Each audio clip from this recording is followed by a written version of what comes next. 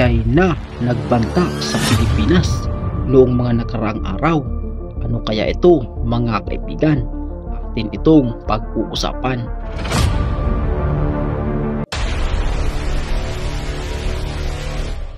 Alam nyo ba, mga kaibigan, noong nakaraang araw, nagbanta ang China sa ating bansa dahil sa issue sa West Philippine Sea na inaangkin ng bansang China, ngunit hindi papayag naman ang ating gobyerno sa mga pangyayaring ito sa ginagawa ng China sa ating bansa.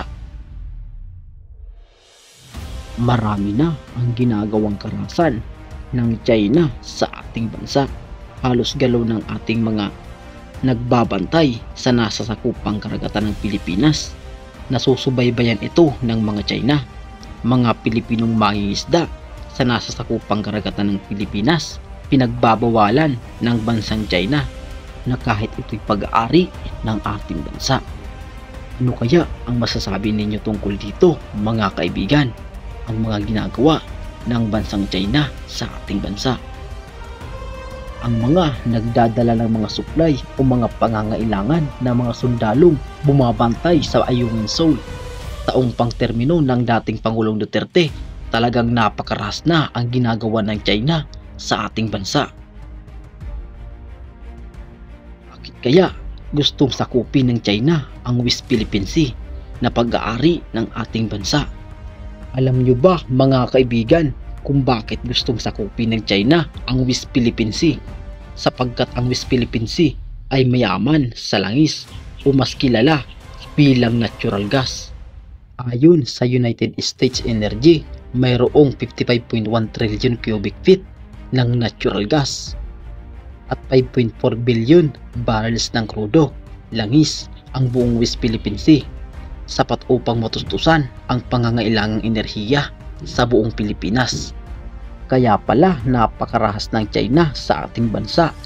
Napakayaman pala ng ating bansa na gustong kamkamin ng China, na dati pa sa panahon ng dating Pangulong Duterte, marami na ang ginagawang pangbabanta ng China na hanggang ngayon dahil sa napakalaking ginawang katapangan ng ating Pangulo na pinaalis niya ang floating barrier ng China sa West Philippine Sea.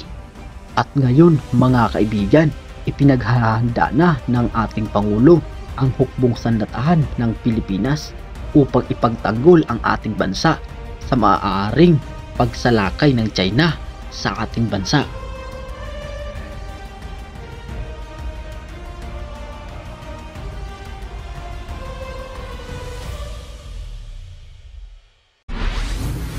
We must be ready. Our armed forces must be capable of securing and defending the archipelago from emerging threats. I want to be clear. I want to be very clear. The United States defense commitment to the Philippines is ironclad. The United States defense agreement with the Philippines is ironclad. Any attack on the Filipino aircraft vessels or armed forces will invoke our mutual defense treaty with the Philippines. Kaya mga kaibigan, ang diwang ito ng pangbabanta ng China sa ating bansa, ito'y galing kay Satanas.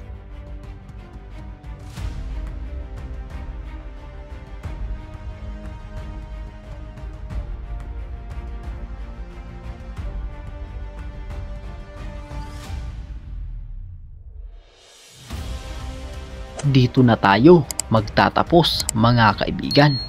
Maraming salamat sa inyong panunood.